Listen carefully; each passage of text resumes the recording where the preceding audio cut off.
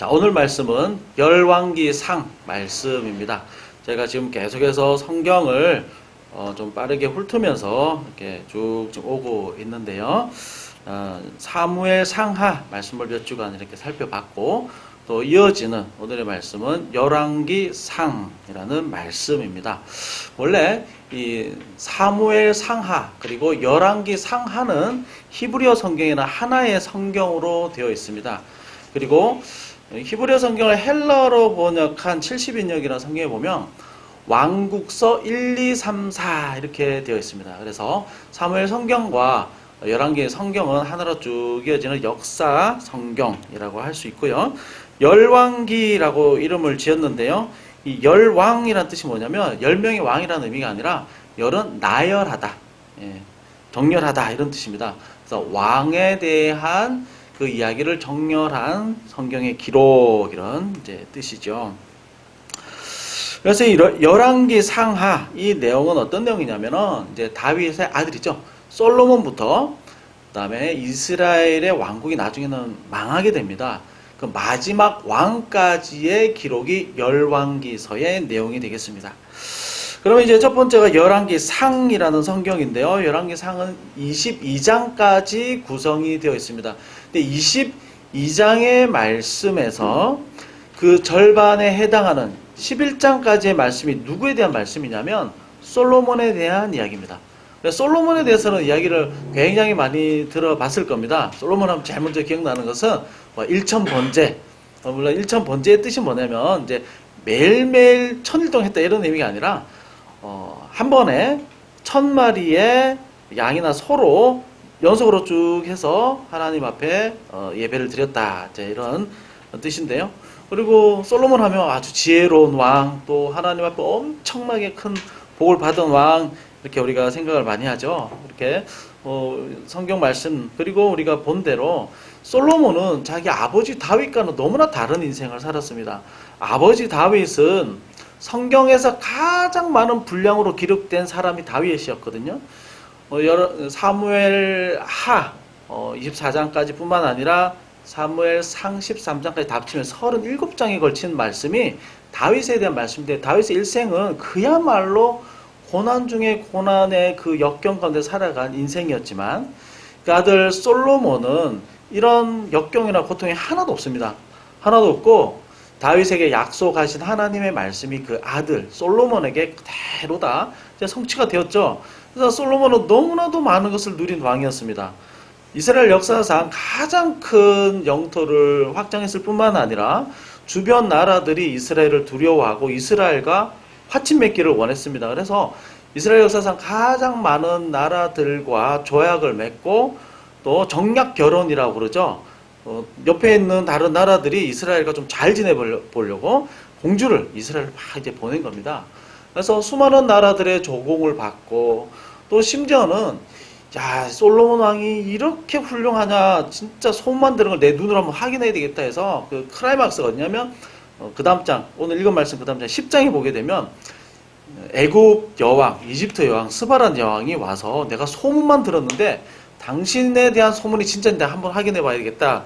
확인했는데 이건 소문보다 생각함보다 더 상상 그 이상이군요 하면서 엄청난 칭찬을 하고 또 격려를 하고 그런 말씀이 있죠. 그리고 솔로몬은 전도서와 또 잠언을 쓴 정말 지혜로운 또 왕이었습니다.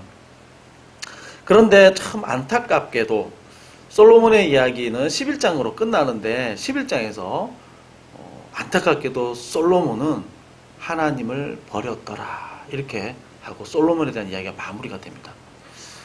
많은 나라들과 협력을 맺으면서 다른 나라들과 다른 나라들의 그 정략결혼을 통해서 들여온 그 여왕들이죠, 공주들이죠. 그 사람들이 몸만 온 것이 아니라 자기의 우상들도 다 가지고 들어온 겁니다.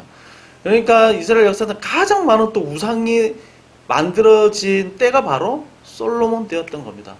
그러니까 엄청난 복을 허락해 주셨는데 또 엄청난 어마어마한 잘못들을 또 저지르면서 마무리된 이야기가 바로 이 솔로몬의 이야기인 거죠. 자, 오늘의 말씀은 이제 하나님께서 이 솔로몬에게 그 타락하기 전에 중간에 솔로몬에게 한 가지 아주 중요한 언약을 하는 말씀에 대한 내용입니다. 자, 하나님의 언약에 대한 말씀을 쭉 이렇게 좀 주로 이야기를 좀 하고 있는데요. 자, 하나님께서 오늘 말씀에서 다윗과 같은 언약을 솔로몬에게 해주십니다. 언제 했냐면 솔로몬이 하나님의 성전과 그다음에 왕궁을 다 짓고 난 그때, 다 짓고 나서 하나님 너무 귀하게 본 거죠. 솔로몬을 너무 귀하게 보셔서 하나님이 다윗에게 했던 그 언약의 말씀을 똑같이 솔로몬에게 지금 이야기를 하고 있습니다. 이 솔로몬이 지은 성전이라고 해서 어마어마한 성전이었습니다. 이 당시의 건물들은 다 1층 건물이었는데 우리가 아는 출애굽기 때의 성막, 텐트로 지은 하나님의 그 성전이죠. 텐트 성전이 지금까지 계속 이어졌는데 솔로몬은 엄청난 건축물로 지었습니다. 그러니까 규모가 딱 2배 정도. 그러니까 성막으로 지은 텐트로 지은 성막 높이는 4.5m인데 건축물로 지은 이 성전, 솔로몬 성전의 높이는 14m였고요. 거의 다 금으로 장식이 돼 있고 어마어마한 화려한 건축물이어서 사람들이 주변 나라 사람들도 막 구경하러 올 정도로 정말 대단하군요 하는 엄청난 그 성전을 지었습니다. 그 성전을 짓고 나서 하나님께서 다윗에게 약속한 그 말씀을 다시 한 번 더 솔로몬에게 말씀을 지금 하고 있는 거죠. 그 내용을 보게 되면 아주 너무나 복된 내용입니다. 너무나도 복스러운 이야기입니다. 3절에 보면은 어떤 말씀을 하시냐면은 내가 건축한 이 성전을 거룩하게 구별해서 내 이름을 영원히 거기에 두겠고 내 눈길과 마음을 항상 거기에 있게 하겠다. 이런 복의 말씀을 주시고 5절에는요. 너의 왕위가 영원히 지속되게 하겠다. 솔로몬에게 다윗에게 주셨던 영원한 왕조의 언약, 성경의 거의 핵심이 되는 영원한 왕조 언약을 한 번 더 지금 언급을 하시는 거죠. 그리고 나서 4절에서 9절 이 내용을 자세히 보게 되면 하나님께서 주신 이 언약의 복을 유지하기 위한 조건을 주십니다. 조건. 네가 말씀을 잘 지키면 순종하면 상을 주겠고 네가 말씀을 안 지키고 불순종하면 벌을 내리겠다. 이 조건을 거신단 말이죠. 성경에 상당히 많은 내용들이 이런 말씀이 나오고 있습니다. 그러니까 하나님 뭔가 엄청난 걸 주겠다 약속하시고 나서 그리고 나서 조건을 겁니다. 네가 순종하면 또 더 큰 거 주겠고 너가 순종하지 않으면 너 벌 내릴 거야. 이 말씀이 하나님이 언약을 하시면서 약속을 주시면서 항상 따라오는 말씀입니다. 가장 대표적인 보면 어디냐면 신명기 28장인데요. 그러면 너가 말씀을 지킬 때 주실 복에 대해서 엄청나게 길게 이야기를 하시고요. 말씀을 안 지키면 너희들이 받을 저주에 대해서 아주 길게 이야기를 또 하십니다. 그리고 또 우리가 잘 아는 출애굽기 20장 5절 6절에 보게 되면 하나님을 미워하면 그 죄를 3, 4대까지 갚겠고 하나님을 사랑하고 계명을 지키면 1000대까지 복을 주겠다. 이런 조건부 복에 대해서 말씀을 하시고 있습니다. 다윗 언약도 마찬가지고요. 하나님 굉장히 중요한 약속의 말씀을 하실 때는 꼭 조건을 겁니다. 다윗도 영원한 왕조를 주겠다 하고 나서 너희 이름을 위대하게 하겠다고 하고 나서 이 말씀에 대해 순종하면 계속 지속될 것이고 안 하면 너는 벌 받을 것이다. 이렇게 얘기를 하고 있습니다. 그래서 이 왜 하나님은 주려면 그냥 확실하게 주겠다 그냥 믿어라 이렇게 하면 좋을 텐데 왜 이렇게 조건을 걸까요? 우리 성경에서 이런 내용을 참 많이 봤을 겁니다. 왜 이렇게 조건을 걸고 이렇게 말씀을 하실까? 그런데 이렇게 조건을 걸어서 말씀하시는 것에는 굉장히 중요한 이유들이 많이 담겨 있습니다. 오늘 거기에 대해서 우리가 한 2가지로 살펴보고자 하는데요. 언약을 하시면서 왜 상벌에 대한 조건을 말씀하시는가입니다. 첫 번째 뭐냐면 말씀 순종을 촉구하기 위해서입니다. 이 조건부 말씀에 대해서 어떻게 이해를 해야 될까? 이것은요, 문자 그대로, 글자 그대로 받아들이면 성경을 좀 많이 오해를 하게 됩니다. 말씀을 지키면 1000대까지 복받고, 말씀을 안 지키고 하나님 미워하면 3, 4대까지 저주를 받을 것이다 얘기를 하셨는데, 실제로 이 말씀 문자 그대로 성취된 내용은 하나도 없습니다. 그럼 무슨 얘기냐면, 이 말씀을 글자 그대로 문자 그대로 직설법으로 보고 받아들여서는 안 된다는 거죠. 성경에 이런 예들이 굉장히 많이 나옵니다. 우리가 아는 모든 문학 형식과 표현 방법을 모두 다 사용을 하고 있습니다. 때로는 굉장히 과장법을 사용하셔서 메시지를 하나님 주시고자 하는 말씀을 강조하는 경우도 있습니다. 예를 들면 네 눈이 범죄하거든 눈을 빼어버려라. 손이 범죄하면 손을 찍어버리는데 글자 그대로 순종한다면 엄청난 일들이 발생을 하겠죠. 저는 눈이 뭐 수천 개라도 나오지 않을 것 같은데 이건 뭐냐면 과장법인 거죠. 그만큼 말씀을 엄격하게 철저히 지켜라 이제 이런 의미인 거죠. 낙타가 바늘기에 들어가는 것보다 부자가 천국에 들어가기 어렵다 이런 말씀도요. 좀 과장법인 거죠. 그만큼 하나님보다 재물을 섬기는 사람은 천국에 들어가기가 거의 불가능에 가깝다. 이걸 강조하기 위해서 이런 표현법을 쓴 거죠.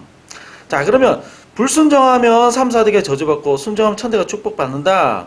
이거 무슨 뜻일까요? 수사적인 표현입니다. 한 가지 어떤 내용을 강조하기엔 수사적인 표현이다. 뭘 강조하기 위한 것일까요? 말씀을 잘 지키라는 거죠. 말씀을 잘 지키면 네가 생각한 것보다 너에게 주신 하나님의 복이 엄청나게 크고 길 것이다. 이 말씀을 하기 위해서 그런 조건부에 이야기를 하시는 거죠.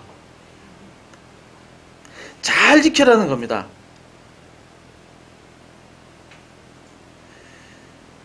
그러니까 잘못하면 이런 거죠. 하나님 혹시 벌 내리지 않을까? 잘못하면 혼내시려고 그러는 거 아닐까? 하나님 이러려고 주셨겠습니까? 너 불순종하기만 해봐.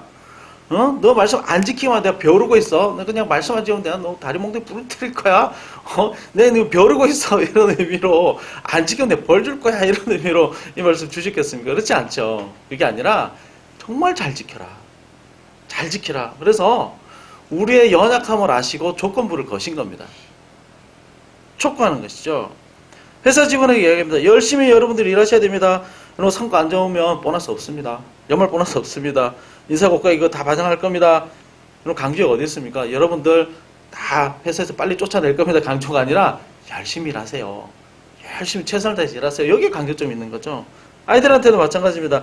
야, 너 엄마 말 잘 들어. 잘 들으면 너 이번 달에 성적 잘 나오면 너 이거 뭐 장난감 사줄 거야. 너 자꾸 땡땡이 치고 학원 자꾸 빠지면 너 진짜 우리 집에 쫓아낼 거야. 강조가 쫓아낼 거에 있을까요?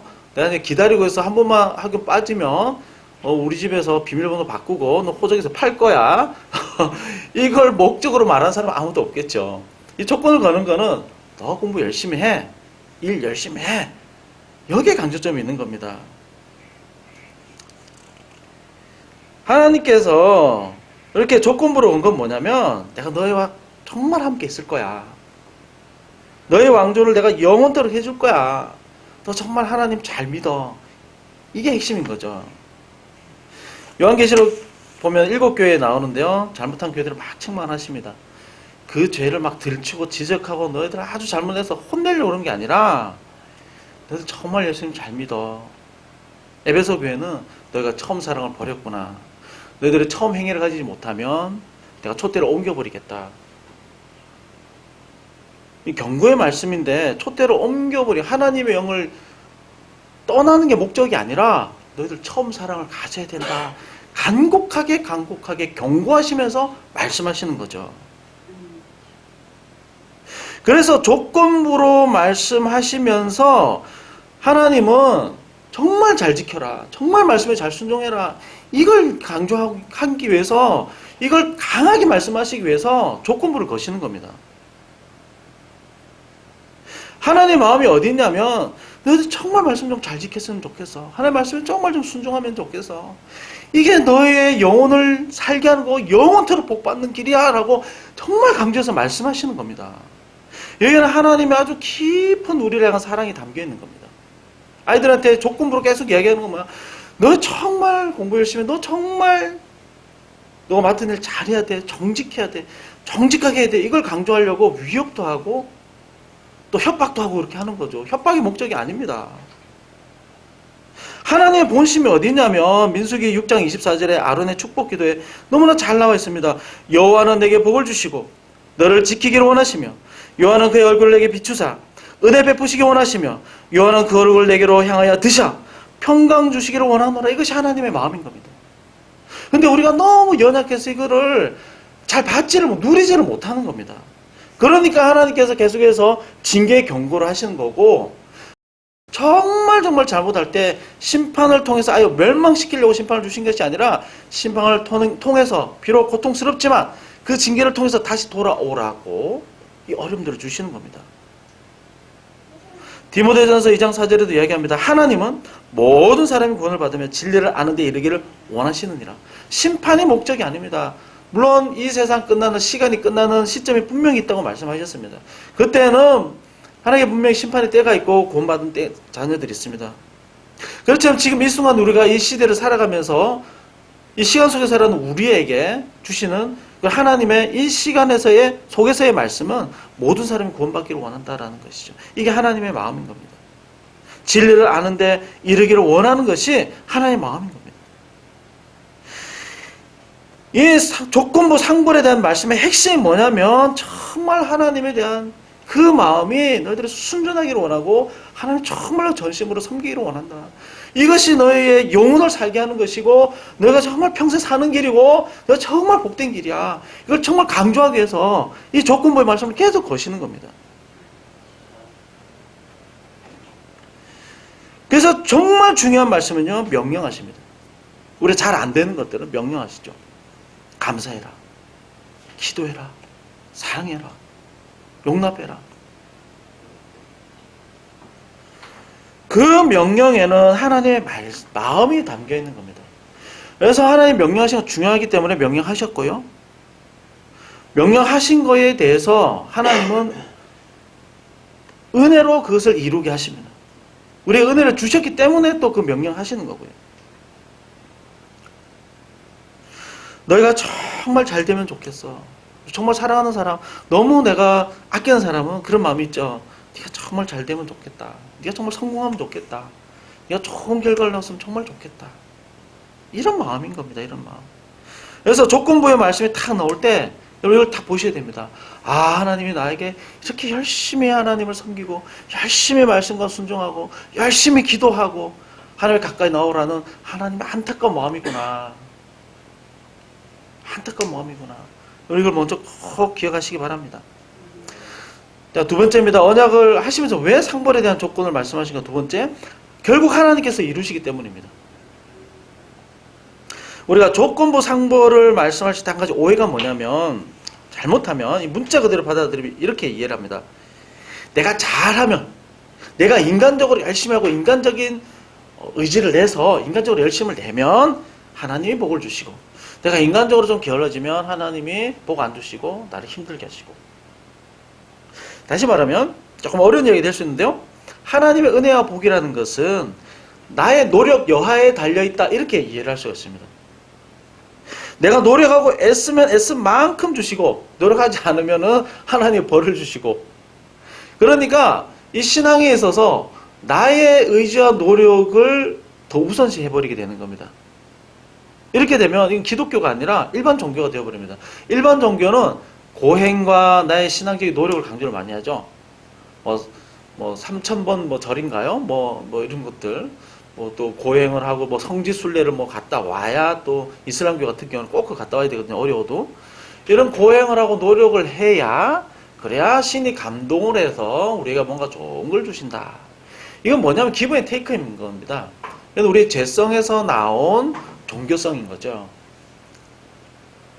그래서 이것은 종교개혁 때 이미 이단으로 정제가 되어버렸습니다. 알미니우스, 펠라기우스 이런 사람들은 우리의 의지가 먼저다. 우리가 결정하는 것에 따라서 하나님이 은혜를 주시거나 복을 주시거나 그 뒤에 따라온다. 이렇게 얘기를 한 겁니다. 노력에 비례해서 은혜 주신다. 그러면 복 안 받을 사람 누가 있겠습니까? 누구나 다 그럼 산기도 가고, 누구나 다 100일 금식기도 하고, 성경 100독 다 하죠. 그래서 100번 성경 읽으면은 통장 10개를 준다. 이런 게 수치로 정해져 있으면 이렇게 종교 안 가는 사람 누가 있겠습니까? 근데 이게 일반 종교인 거고요. 성경 거꾸로입니다. 완전 반대입니다. 성경은 철저하게 인간의 전적인 타락을 이야기를 합니다. 선을 행할 능력이 우리에게 아예 단 1도 없다. 제로다. 아무것도 없다 이 얘기를 하십니다. 그러면 이런 질문이 가능하죠. 왜 그럼 지키지도 못할 말씀을 왜 하라고 하시느냐?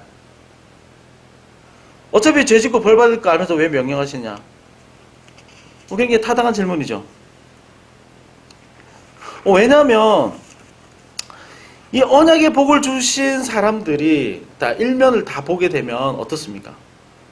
다 불순종했습니다. 100%입니다. 다윗에게 영원한 왕조에 대해 언약을 주셨는데 다윗이 이 말씀에 순종했나요? 바로 그 다음에 바세바 가는 뿐만 아니라 더 끔찍한, 이보다 더 끔찍한 사건은 뭡니까? 우리아를 죽여버린 거죠. 살인 교사 혐의입니다.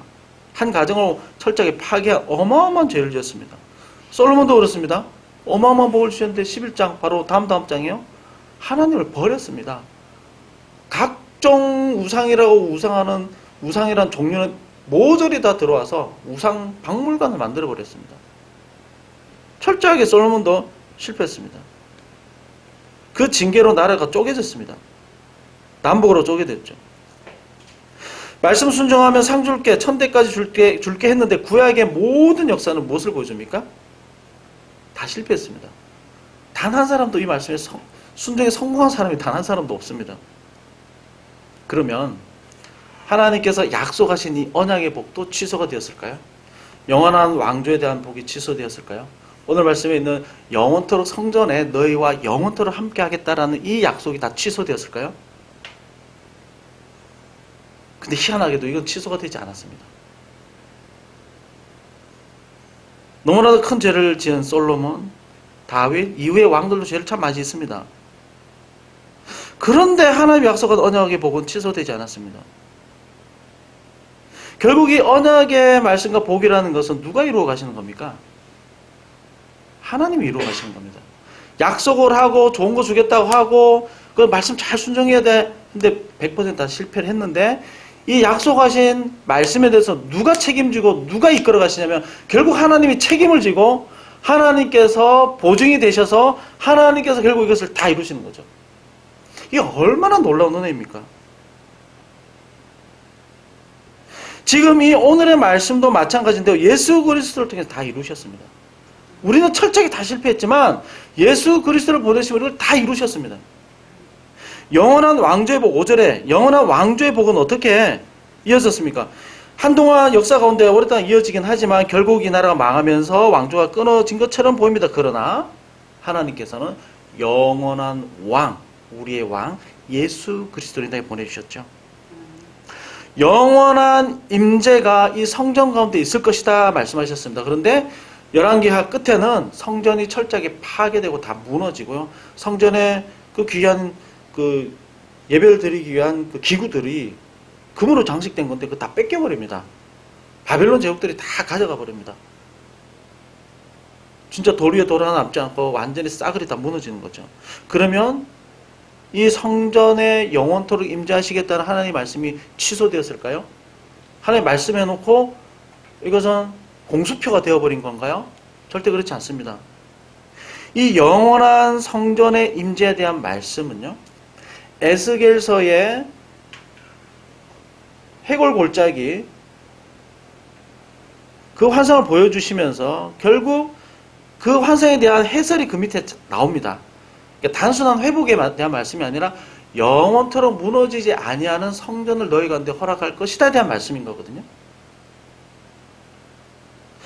그래서 예수 그리스도가 오심으로 우리 안에 무너지지 않는 성전을 만드셨습니다. 그것으로 성취되었습니다. 고린도전서 3장 16절에 너희가 하나님의 성전인 것과 우리가 하나님의 성전입니다. 성령이 너희 안에 계시는 것을 알지 못하느냐. 그러니까 예수 그리스도를 왕으로 모시면 그분이 우리와 함께 하시면서 임재하셔서 영원토록 떠나지 아니하는 성전이 되는 거죠. 그리고 그분이 계시기 때문에 우리가 또 성전이 되는 겁니다. 그래서 성전에 대한 영원한 임재의 말씀은 성취가 되었습니다. 그리고 마지막 세 번째입니다. 말씀에 순종하라고 했는데 전부 다 실패했습니다.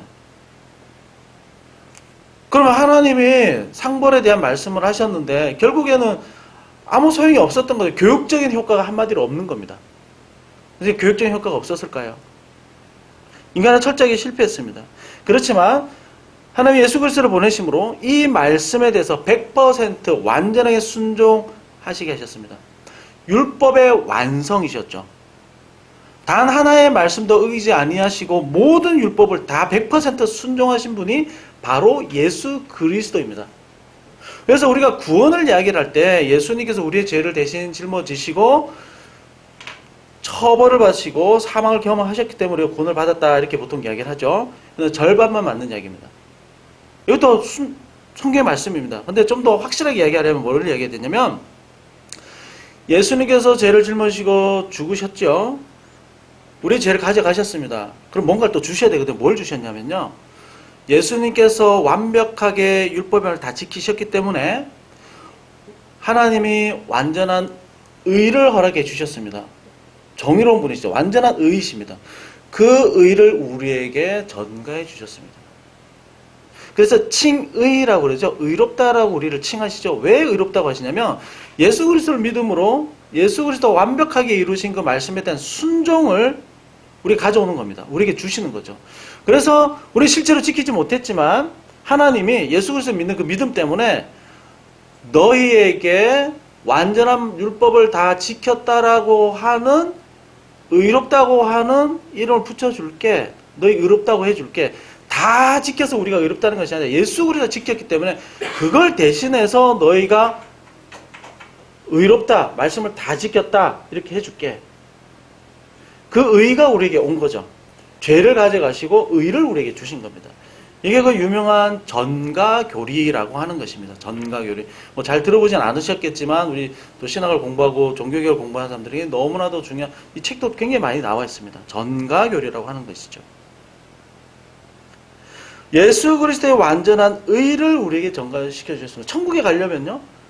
단 하나의 어떤 하나의 흠이 있어도 안 되고 단 한 번의 상상도 나쁜 죄를 지어서는 천국에 갈 수가 없거든요. 완전하게 의로워야 됩니다. 완전하게 말씀을 다 지켜야 됩니다. 근데 예수님을 믿음으로 해서 완전하게 다 지켰다고 해줄게 라고 칭의, 의롭다고 우리에게 말씀해 주신 거죠. 그래서 로마서 6장 6절에 7절에 보면 이렇게 말씀합니다. 우리가 알거니와 우리의 옛사람 예수와 함께 십자가에 못 박힌 것은 죄의 몸이 죽어 다시는 우리가 죄에게 종노릇하지 아니하려 함이니 이는 죽은 자가 죄에서 벗어나 의롭다 하심을 얻었습니다. 죄에서 벗어나서 그 다음에 의롭다 하심을 얻은 겁니다. 그래서 의롭기 때문에 우리가 하나님께 갈 수가 있고 하나님이 우리를 받아들일 수 있는 거죠. 예수 그리스도의 그 공로 때문에 그렇게 된 겁니다. 이 하나님의 이 조건부 약속들은 결국은 우리 다 실패했지만 하나님이 다 지키신 겁니다. 얼마나 좋습니까? 얼마나 감사합니까? 그럼 이런 질문이 한 가지 남습니다. 우리 실제로 이 땅에 살아가면서 순간순간 죄 성향이 아직 남아있어가지고 죄를 짓고 싶은 마음들이 아직도 좀 남아있죠. 죄 성향이 있습니다. 그래서 우리가 이제 소요리 문답이라고 그래가지고 우리 개신교에 아주 중요한 그 교리가 잘 정리된 107개의 이제 소요리 문답이 있는데요. 세례받기 전에 꼭 그 문답을 공부를 합니다. 82문에 보면 10계명의 설명 다 하고 나서 그 다음에 뭐라고 묻냐면 이 계명들을 다 지킬 수 있습니까? 우리는 날마다 범죄합니다. 어떻게 우리가 지킬 수 있습니까? 근데 답을 뭐냐면 우리는 날마다 범죄합니다. 지킬 수 없다는 겁니다. 그러면 그 대안이 무엇입니까? 86문에서는요.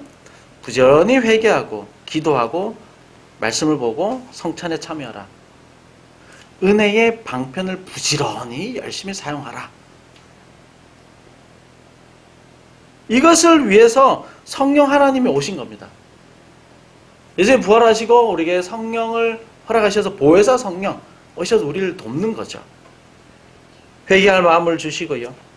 말씀을 사모하게 하시고요. 죄를 지면 이게 죄구나. 아이고 이거 내가 또 잘못했구나 하는 기도하는 마음을 주시고요. 죄를 미워할 만한 마음을 주시고요. 기도를 안 할 때 너 기도해야 돼. 하나님 다양한 현상을 통해서 또 말씀을 통해서 우리를 막 촉구하시는 겁니다. 너 기도해야 된다. 말씀 봐야 된다. 정말 기도하고 말씀 안 보면요. 어려움을 주셔서라도 기도하게 하시는 겁니다. 그래서 우리가 받는 이 구원과 우리가 신앙생활하는 이 모든 것과 매주마다 예배 드리는 이 모든 것은요, 정말 철저한 하나님의 은혜입니다. 어떻게 매주마다 잊어버리지 않고 예배 드려 나오십니까? 성령 하나님이 아니고서는 이건 할 수 없는 겁니다. 은혜를 주셨기 때문에요, 선한 의지가 생기고 말씀 볼 마음도 생기고 회개하는 마음도 주시는 거죠. 성령 하나님을요, 우리에게 선물로 주셨는데요, 하나님을 아바 아버지라 부르는 모든 자에게 양자영을 주셨는데요, 하나님을 아버지라고 진실로 부르실 수 있으면 우리는 이미 성령 하나님이 우리 마음속에 계십니다. 절대 떠나지 않습니다. 그분께서 이 조건부의 말씀을 다 이루게 하십니다. 다 지키게 하십니다. 그래서 우리가 하나님 앞에 나올 때 무엇을 기도해야 되냐면 우리의 무능함, 철저한 죄됨을 고백해야 됩니다. 하나님, 저는 아무것도 할 수 없습니다. 저는 철저한 죄인입니다. 제 힘으로는 하나의 말씀도 단 하나도 지킬 수 없습니다. 호흡하고 숨쉬고 말하는 게 그 자체가 죄입니다. 오라나는 곤고한 자로도 이 사망의 몸에서 누가 나를 건져내려. 나는 철저한 하나님의 죄인입니다. 그러나 이런 죄인을 구원해 주시고 은혜 주시고 성령 하나님 허락하여 주시고 영원한 생명을 약속해 주셔서 너무나 감사합니다. 이미 구약 성경에요, 이 성령 하나님께서 영원토록 우리에게 임재하셔서 이 말씀을 우리 마음판에 새기겠다고 말씀해 주셨습니다. 에스겔서 36장 26절에 새 영을 너희 속에 두고 새 마음을 너에게 주되 너희 육신에서 굳은 마음을 제하고 부드러운 마음을 줄 것이며 또 내 영을 너희 속에 두어 너희로 내 율례를 행하게 하리니 너희가 내 규례를 지켜 행할지라. 여기서 바로 예수 그리스도와 성령 하나님의 오심을 통해서 성취가 되었죠. 예레미야 31장 33절입니다. 나는 나의 율법을 그들의 마음속에 넣어주며 그들의 마음판에 새겨 기록하며 나는 그들의 하나님이 되고 그들은 나의 백성이 될 것이다. 얼마나 감사한 말씀입니까? 이 구약시대 사람들은 이 앞으로 오실 예수 그리스도 소망을 바라보면서 완전하게 말씀을 지키실 완전한 의를 소망하면서 이 사람들은 죽어갔습니다. 이 사람들은 하나님 앞에 다 지키지 못하고 이 예수 그리스도를 소망하면서 그 믿음 가지고 구원을 받았던 거죠. 근데 우리는 신약시대에 사는 우리는 얼마나 감사합니까? 예수 그리스도를 하나님께서 이미 보내주셨고 우리는 예수 그리스도를 믿음으로 우리에게 그 믿는 것 때문에 의로 여기시고 또 그 때문에 구원받게 하시고 성령 하나님 허락하여 주셔서 기도하기 힘들 때에도 기도하게 하시고 말씀을 믿고 싶은 마음이 별로 들지 않을 때도 또 깨우쳐 주셔서 이 말씀이 진리라는 것을 다시 한 번 더 우리 심령을 깨워서 말씀해 주시고 또 기도할 때 응답해 주시고 또 영원한 생명을 허락해 주시고 또 영원토록 떠나지 않겠다고 말씀해 주시고 얼마나 감사합니까? 우리 하나님 앞에 나올 때요, 우리의 원래의 처지하심을 철저히 고백하시기 바랍니다. 하나님, 내 힘으로는 안 됩니다. 나는 하나님 앞에 철저한 하나님의 의를 행하기에 무능한 자였습니다. 말씀 단 하나라도 실천할 수 없는 자였습니다. 그러나 하나님 이렇게 나오게 해주셔서 감사합니다. 하나님께서 이루게 해주십시오. 나는 안 되지만 내 안에 성령 하나님께서 이루게 하실 줄로 믿습니다. 하나님께서 하실 줄로 믿습니다. 나는 안 되지만 하나님 정말 하십니다. 하나님이 하십니다. 그리고 정말 철저히 고백하시기 바랍니다. 성령 하나님 주시지 않았습니까? 이 하나님 의지하면서 여러분 기도하십시오. 정말로 기도해 보십시오. 더 기도하면 기도할수록 하나님의 은혜를 너무너무 깊이 알게 하시고요. 이 말씀이 정말 진리라는 것을 알게 하시고 이 말씀대로 사는 것이 정말 복된 삶이라는 것을 하나님 정말 알게 하십니다. 결국 내가 기도하지만 내 힘으로 기도하는 것이 아니라 성령 하나님께서 기도하게 하시고 힘을 더하여 주십니다. 그리고 결국에는 정말 크고 비밀한 것을 보여주시겠다고 말씀하고 약속하신 것처럼 정말 우리가 알지 못하는 정말 크고 비밀한 것을 예비하신 것을 하나님께서 반드시 보여주십니다. 오늘 이 조건부의 말씀들을 보시면서요, 얼마나 이 말씀이 은혜스러운 말씀인지 여러분 꼭 기억하시기 바랍니다. 이 안에 하나님의 마음이 담겨 있습니다. 우리가 정말로 하나님의 말씀을 잘 지켜서 말씀 중에서 너희도 정말 복받기를 원한다 하는 하나님의 정말 그 간곡한 그 촉구의 그 마음이 담겨 있고요. 우리가 이걸 다 지키지 못하고 실패할 걸 아시고 성령 하나님을 보내주셔서 성령 하나님을 의지하며 기도하라고 또 말씀을 보라고 또 부지런히 예배에 참석해서 또 성찬에 참여해서 하나님이 예배하신 이 은혜의 방편을 사용해서 복을 받으라고, 은혜를 받으라고, 하나님 어떻게 우리 삶을 인도해 가시는지 그것을 보라고 이 모든 길을 다 만들어주지 않았습니까? 얼마나 복된 자녀들입니까? 여러분 이 은혜를 정말 다 철저히 좀 사용하시기 바랍니다. 나는 안 되지만 내 안에 계신 성령 하나님께서 하실 줄 믿습니다. 기도도 내 힘으로 하는 게 아닙니다. 힘들죠. 하나님 기도하는 게 힘들지만 하나님 힘을 더해 주십시오. 힘을 더해 주십시오. 내 앞일을 바라볼 때 캄캄하고 불안하고 두렵지만 성령 하나님 의지합니다. 나는 내 앞일을 절대 볼 수 없습니다. 그러나 하나님 의지하여 기도할 때 아무것도 보이지 않지만 정말 소망하는 마음이 생깁니다. 무엇이 일어날지 모르지만 그래도 기대가 됩니다. 그래서 하나님 주시는 마음입니다. 철저히 하나님 앞에 나올 때 이 조건부의 말씀을 볼 때마다 하나님의 마음을 기억하시고 더욱더 열심을 내어 기도하시는 저와 여러분 되시기 바랍니다. 아멘.